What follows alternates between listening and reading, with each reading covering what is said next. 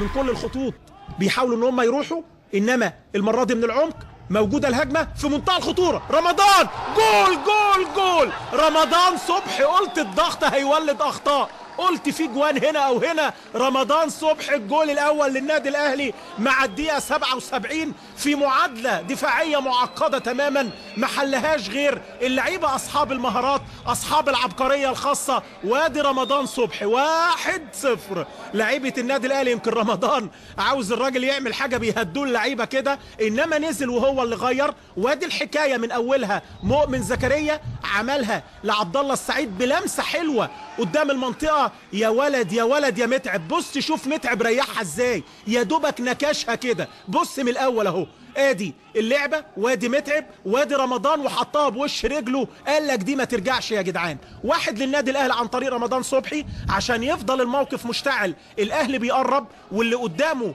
بدأوا يلاقوا انبي. لعيبه نادي الزمالك اللي عملوا فوز مهم بيقربهم جدا امام النادي المصري، ويظل الدوري مشتعلا.